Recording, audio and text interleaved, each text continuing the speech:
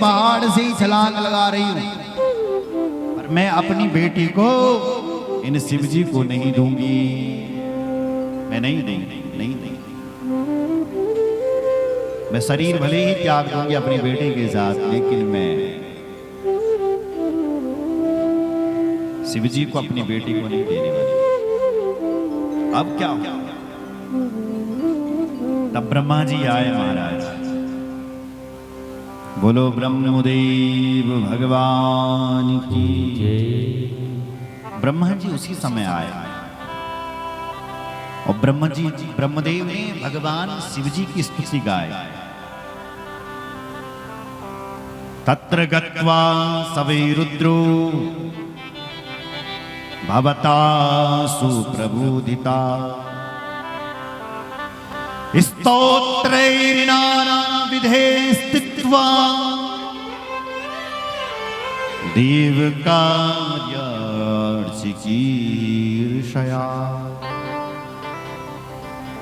देवताओं का कार्य को करने के लिए ब्रह्मदेव ने बल भगवान शिव जी की स्तुति गाई, स्तोत्र गाए, वेदों द्वारा वेदों का पाठ किया महादेव को मनाने के लिए। और कहा महादेव से, हे प्रभु, अब आप ही समस्या का निवारण कर सकते हो। हे महादेव, आप ये शरीर को त्याग करके आप दूसरा रूप अपना धारण करो, जरा इन्हें दिखाओ कि आप कौन हैं। जब ब्रह्मदेव ने अनेक प्रकार से स्तुति गाई तो ब्रह्मा जी की स्तुति से, उस वेद पाठ से भगवान प्रसन्न हुए और उसी समय भगवान शिव जी ने अपना प्यारा सा दिव्य सा वह रूप प्रकट कर दिया। बोलो शंकर भगवान की जय। स्वरूपमुत्तमं दिव्यं कृपालुत्वं च दर्शितम्। उन कृपालु भगवान ने अपना दिव्य रूप, अद्भुत दिव्य रूप प्रकट कर दिया। तत्र दृष्ट्वा सुंदरम शंभुं स्वरूपं मनमथाधिकम् अत्यदृश्यो अत्यहृष्यो मुने त्वं हि लावण्य परमायनम्। अत्यंत सुंदर, मदन के मन को मोहने वाले ऐसे भगवान का वो मदन मोहन रूप, भगवान शिव का वो लावण्य शरीर, जो देखे तो वो देखता ही रह जाए। और ये दृश्य, ये छवि को जब हिमालय की नारी ने देखा, प्रसन्न हो गई। हर्षयन्तां शैलपत्नीं मैनां त्वां वाक्यमब्रवीत्। हर्षित हो गई मैना, और जब इतना प्यारा शिव जी का रूप देखा, और जो अभी तक कह रही थी कि मेरी बेटी ने सोना लेकर के कांच ले लिया, सूर्य को छोड़ करके जुगनू अपना लिया, चंदन को छोड़ करके कीचड़ ले लिया, वही आज कह रही है कि मेरी बेटी धन्य है जिसको इतना सुंदर दूल्हा मिल गया। धन्या पुत्री मदीया च, मैनो वाचा नैना कह रही, धन्या पुत्री मदीया च यया तप्तं महत्तप तत्प्रभावान् महेशन त्वं प्राप्ता इह मद्गृहे। कितने बड़े तप किए हैं हमने कि हमारे घर पर इतनी प्यारे दूल्हा आए हैं। इसलिए शिव जी की सौंदर्य का उपमा दी गई है। कितनी सुंदर हुई महादेव, कर्पूर गौरम करुणावतारम संसार सारम भुजगेन्द्रहारम सदा वसंतम हृदयारम ओम नमामि सहितं नमामि। कपूर की तरह गोरे शिव जी की सुंदरता के सामने सब फैल, इतने प्यारे महादेव हो गए, इतने सुंदर हमारे महादेव बन गए। मन ही मन सब लोग जय जयकार करने लगे। बोलो जगदम्बा मैया की जय। तब मैं हिमवंतो आनंदे, तब मैं हिमवंत आनंदे,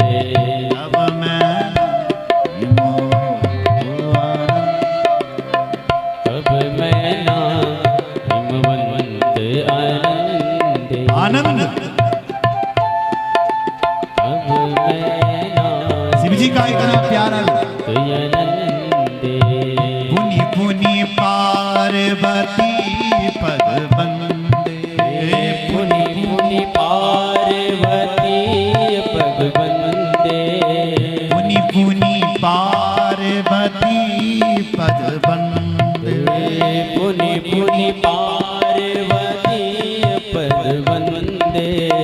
अब मैं तब मैं नाहिमवंत अनंत।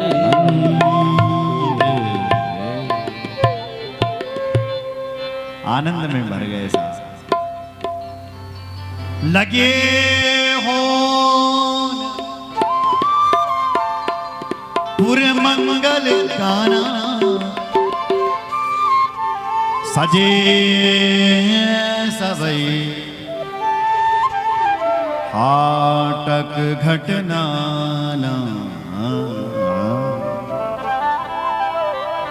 हाटक कहते हैं स्वर्ण को।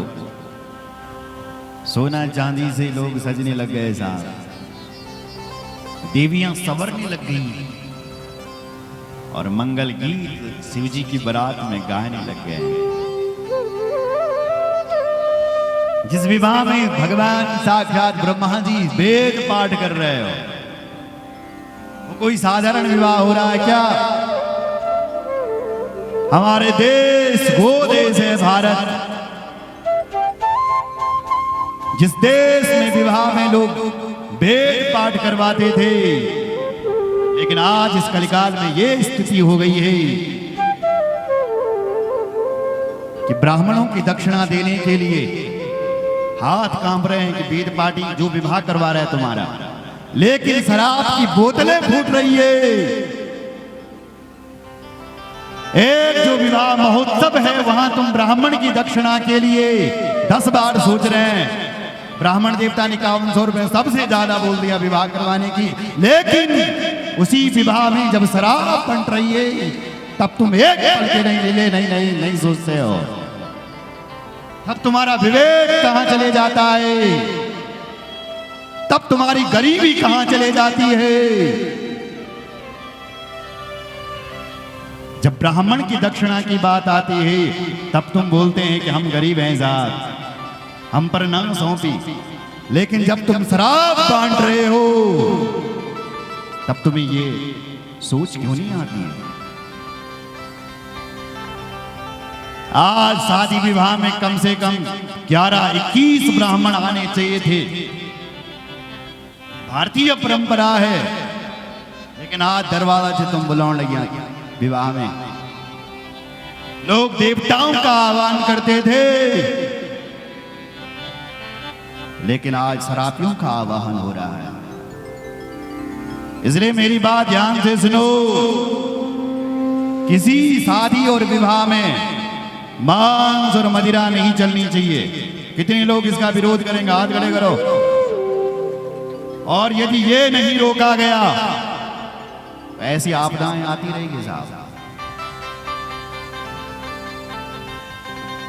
प्रकृति, ईश्वर कहीं से भी कुपित हो सकता है, वो वज्र किसी के ऊपर भी टूट सकता है।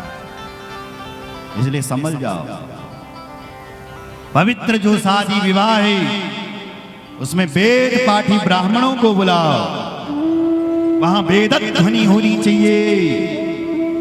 हमारी माताएं तो आज भी मंगल गीत गाती है, गणेश के गीत गाती है, लेकिन ये भाई लोग फिर भी बोतल उठाते हैं। ये शोभा देता है क्या?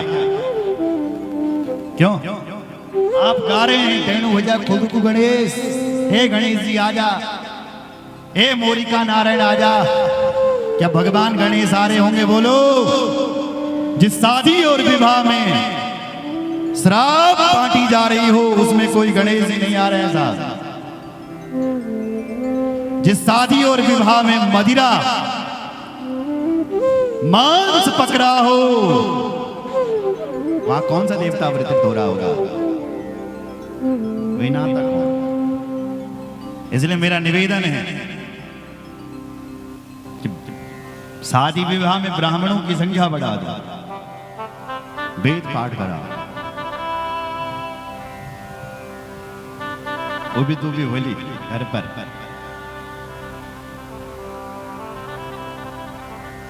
स्पष्ट लिख दो, शादी में शराब बंद, नाराज होएगा घर में रहेगा, यही बेटे को जो माना हो रहेगा माएगा। तो दरवाजा दिखते हैं जो पछे जल तई देख करे तो बोलो जय श्री राम। ब्रह्मा जी ने वेद पाठ किया शिव जी के ब्याह में। आज व्यक्ति जब मांस और मदिरा बांट रहा है तब एक बार भी नहीं सोचता, जब बारूणी बांटता है, शराब बांटता है विवाह में तब नहीं सोचता, लेकिन जब ब्राह्मण की दक्षिणा की बात आती है तब 5100 रुपये बहुत ज्यादा लगती है। जिस ब्राह्मण देवता ने पूरा कार्यक्रम करवाया, विवाह संपन्न करवाया, उन्हें तुम्हें ज्यादा लगती है। इसलिए आने वाली जो जनरेशन है, आने वाले जो हमारे ब्राह्मण देवता, वो अपने बच्चों को पंडित नहीं बना रहे हैं। वो भी कोई अब डॉक्टर बनाएंगे, कोई इंजीनियर बनाएंगे, कोई अधिकारी बनाएंगे। अगर तुमने कंजूसी दिखाई थी, इसलिए उदारता होनी चाहिए। भगवान के यज्ञ में कंजूसी अलग चीज है वो, और उदार और कृपणता अलग। कंजूस व्यक्ति तो देता ही नहीं है ना, वो तो कंजूस ही होता है। लेकिन कृपण उसे कहते हैं जो होते हुए भी नहीं देता है, उसके पास पर्याप्त है लेकिन फिर भी कम करेगा, बस कम करो। जो होती हुई भी नहीं दे रहा, जैसे टारगेट है कि भाई इस कथा में 10 लाख का खर्च आएगा, लेकिन कम कर दिया। इसी भी शुभ कार्य में यज्ञ करवाने में इतने का खर्च आएगा, लेकिन हर जगह कम, यहाँ कम करो, यहाँ कम करो, यहाँ कम करो, यहाँ भी कम करो। ये हो गई कृपणता। तो होती हुई भी खर्च नहीं किया, ये कृपणता है। कंजूस तो उसे कहते हैं जो खर्च ही नहीं करता। इसलिए ब्राह्मणों के लिए और भगवान के यज्ञ के लिए खूब खर्चा करो।